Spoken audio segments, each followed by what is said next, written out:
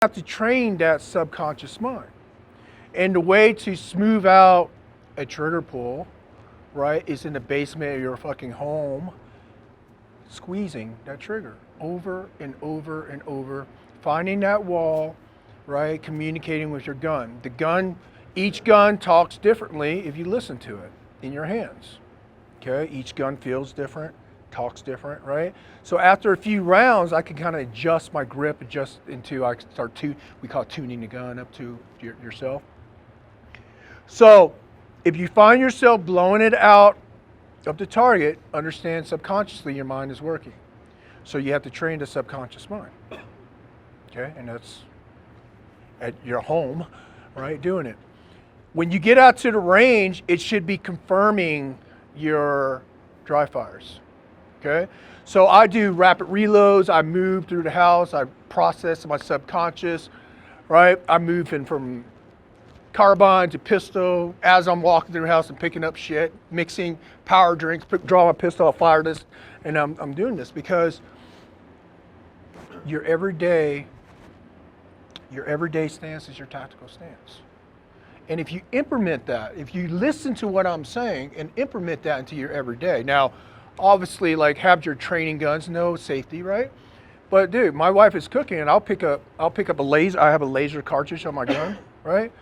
And I'm mixing a fucking protein drink, and I'll pick a target on the wall, on my peripheral view, and I'll draw, and I'll boom. Oh yeah, I still got it. And I'll walk over here, right? I'll grab my rifle, and I have it slung, and I'll click. Oh, I still got it, right? So you have to. It depends on your situation, right, man? I was trying to survive at one time.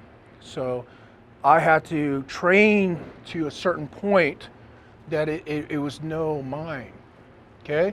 Now, you train to a state of no mine. If you're off the gun, do you think there's gonna be mine when you come back? Yeah, there's a lot of thought process because you've been off the gun, okay? So understand that. The longer you stay away from the gun, the more you gotta pick up those fundamentals again, okay? Any questions on marksmanship? Don't beat yourself up. Okay, so the three things that matters when engaging any target, right? The three things that I consider. I don't just pull a gun and squeeze around, right?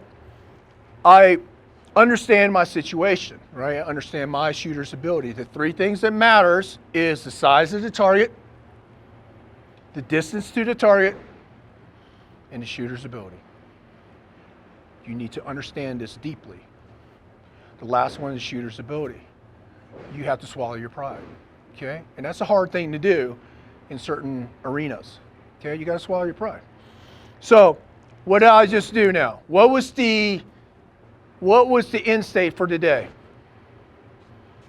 5 round rapid fire on a 6-inch circle. That's right, 5 round rapid fire on a 6-inch circle at 5 yards, right? So I pulled you back to roughly about 7 yards here, okay? So what I just do? When we were at here at the 5-yard line, we were shooting 3-inch boxes, right? 3-inch boxes. If you are accurate here, then you need to move it back. So as I'm moving back, and let's say you're barely hitting at at the 5-yard line on a 3-inch block, you think you can engage at a rapid speed out here? No, you cannot. So that's where the shooter's ability come in. Because I increase what? Distance. I increase what on the target? Size. But I increase distance, okay? So now it's finding that rhythm, finding that pace at a little bit more of a distance. So what distance is this? If it's a big ass room, right? It could be. I don't really see rooms like this fucking big, like all the way to here, you know, in a normal house, right? But you'll encounter it sometimes. But this distance right here is a normal hallway. Think about it. So I want you to start looking at distances right now in your life, right? It's kind of walk down your hall today and go, oh yeah, that was about the distance I was shooting today. And I was pretty fucking accurate. So I know as a shooter, no stress, I can hit targets at 7 yards down the hall.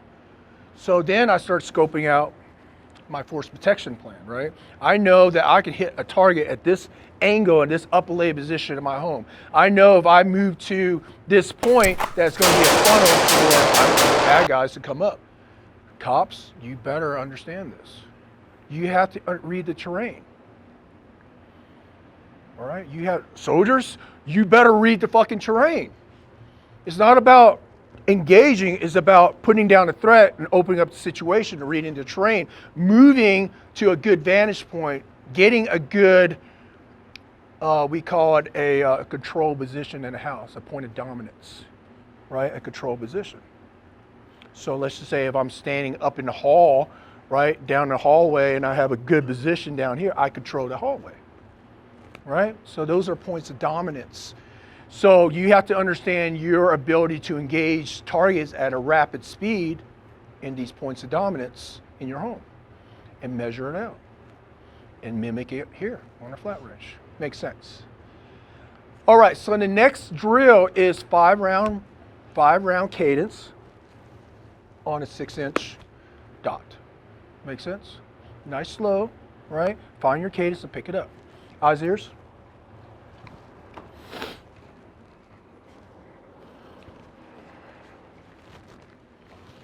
So when I increase my distance, does my cadence pick up or it slows down? Huh? Slow down. Right. So the farther I get back, the more it takes for me to aim. The closer I get, the faster it takes me to acquire the target, right? So what I don't want to see is you guys doing fucking drills out here going 1, 2, 3, 4, 5, and then I start bringing you back to the 15, 20, and you can't gauge distance. Size of the target. What else? Distance to the target. What else? Eyes, ears.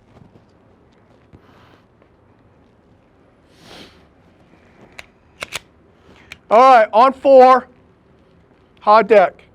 All right, one more.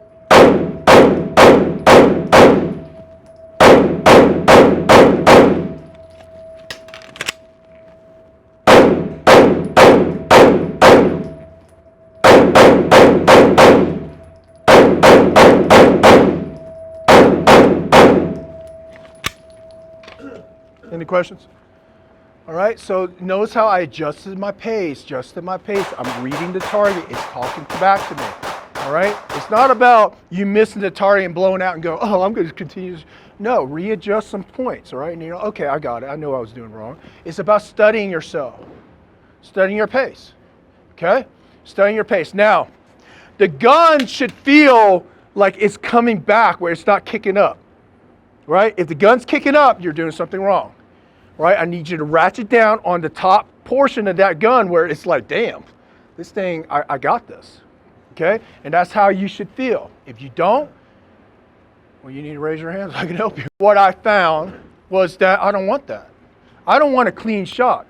The reason why I spread it out to 6 inches is because, dude, if anybody knows anything about medical shit, if I blow out in a 6-inch radius, where are you going to fix first? What are you going to plug first, my friend? Right? Second, I want to blow out arteries. I want to blow out structure, bones, everything. Okay?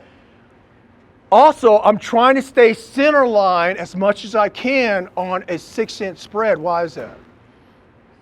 First, it works my grouping, right? Second, I want to blow out his fucking spine. I want to hit him in high in the chest because I want to sever his brain to his spine and he'll drop. Okay, too many times I've seen guys trying to shoot here, and the guy's like, oh, and runs back in. I'm like, did you hit him? I know I hit him too. He died in the room, all right? But if you blow out his fucking spine, he'll drop like that. Okay, it's about, this is combat shooting, all right? And it's understanding the human body and how to stop it. Any questions on this right now? Okay, do you think I'm picking up my front sight every time? Okay, so if you feel like you're not picking up your front sight, you feel like you're rushing it, right? Then I need you to slow down your brain and go front sight, front sight. Say it to yourself, front sight, front sight. And trust me, your brain will concentrate on that front sight. Every time you snap back, you say front sight, front sight, front sight to your brain. If you're going up online and your fucking gun is going everywhere, then you need to push this back down and ratchet down that gun. So you need to say, ratchet down the gun, front sight, oh, fuck. Ratchet down the gun, front sight. You need to say it to yourself. And subconsciously, you'll do it. This is all new for some of you guys, so you have to say it to yourself. Okay? Yes, sir. One more question. Between like shots 2 and 3, or between every shot, are you focusing on the target and then coming back to your front sight, or are you staying on the front sight for all 5 shots? Good shot. Good question. Front sight, whole time through. Okay. So when I was going through sniper training, we had to do standing offhand shots up to 2 to 500 meters on a standing shot, and these were graded drills, right? So you have to establish a pattern, but I knew at a certain point when I and it's iron sights, it's not scoped, right? Back then it was iron because you had to pass through the iron sight phase before you even go to the scope phase of sniper training. So I'm standing here going, bam, and at a certain point on that marksmanship phase, dude, I knew where I hit, based off of where that crack in the round was and where the front sight on a pistol, or the front sight on a fixed sight, right? Once you move, and let's say you crack, and this round's right here when you know you pulled a low right? So on a rapid drill, I know roughly where those rounds are plinging, and I kind of readjust on the fly. Okay, and you do that here. If you understand the readjustment portion on the fly, man, you can start getting those groupings back in.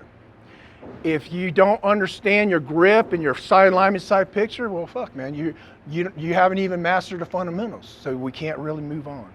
So then what do you have to do as an individual? You have to slow down to marksmanship phase. Don't go rapid yet until you're able to hit 5 rounds on deck. Okay? Shooter's ability. Any more questions? All right, so what I need you guys to do is for shooters online, load and make ready. On your cadence. Remember? Grip. Structure. On you.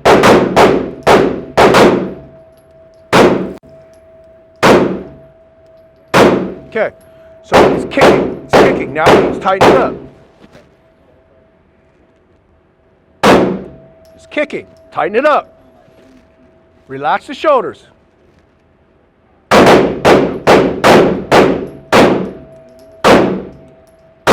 Okay, still kicking you. Tighten it up.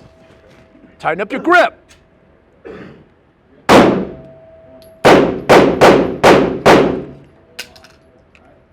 Five rounds. Tighten up your grip. Pinch off the top of that gun. Give me 5 o'clock position. Go. Relax.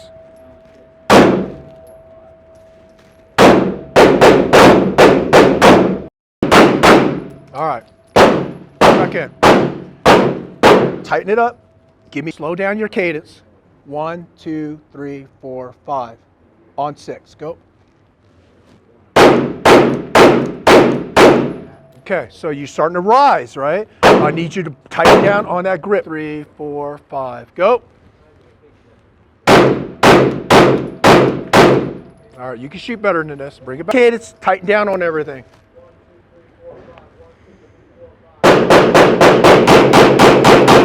Bring it back in.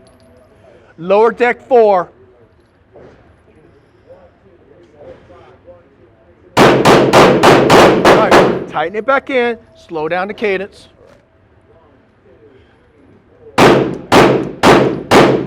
Nice. Pick it up the cadence a little bit, just a little bit. Go. That's where you're at. All right, high 6. Give me 5. Go. All right, you got to dial it back in. Bring it back in. Find me that wall. Go. Good. This right here is underneath the 6. Right here on top. Find me the wall. Go. Okay. Adjust your point. Just this right here. Pull this straight. All right. Nicely relax the shoulders. Go. Let's go. Go. Nice, nice. Did you learn a lot more about yourself today? Okay, good. I want you to, right? Because I could teach you, dude, I could teach a monkey how to shoot, okay? I could teach anybody, I've done it, okay? But the thing is, you have to figure out your own path, man. You have to figure out your own way of doing things, okay? I can give you the 90% solution, you have to come up with your 10%. Because we're all different as human beings, okay? The way that I move, the way that I train, I've developed those skills through many years, okay? Some of you guys have really good skills, man. You need to develop these skills, right? You know who you are, right? So develop those skills. For the guys that need marksmanship training, okay, that's where you're at. Develop those skills, okay? Nobody's judging you but yourself, all right? So tonight, you need to write down principles. You need to write down things that you learn, right? So you can enhance that pace, so you can enhance that rhythm and those skill sets. So let's just say, man, I was fucking killing it on a 3-inch box at 5 meters, but he pulled me back to, I don't know, 7. And I was missing it all on a 6-inch dot, 6-inch, right? Then okay, that's okay, right? So now understand that. Understand your rhythm and your pace to combat. When I have a young teammate that I have to train, right, to get them on the battlefield, they have to understand their rhythm. They have to understand their fitness level. They have to understand how they're going to perform, their stress level and everything. We dissect everything and we train to that intensity. So let's just say for my guys that were like, man, you know, I did really good today. Okay. So the next step is pick up your speed, pick up your accuracy. Okay, where do we go after that? Then you perform at certain zones, like heart rate zones. So right now our heart rate's maybe 120, 130, I don't know, whatever you guys' heart rate is at. But you want to be able to shoot around 160 heart rate, right? And why do you think I choose that heart rate? Yes, sir, yes. I'm dealing with adrenaline, right? So I want to train because I know in the gunfight that my heart rate is going to be 160, 170. You know how I know this? Because in combat, I put a heart rate monitor to me. And I ran in the house with a heart rate monitor, and I downloaded that to the computer, and I knew, oh shit, yeah, this was the oh shit moment. My heart rate is spiking around 165, 170, and I'm physically fit. Okay? So I put a heart rate monitor to me, and I get my heart rate to 160, 170, and I know statistically off my data that was the combat heart rate when my adrenaline and everything was dealing with that. Okay? So that's just a deeper level understanding of who you are as a human being. Okay? You have to train there if you want to. If you deem that this is important in your life, then you have to go there. All right? If you don't, then you will never understand that level.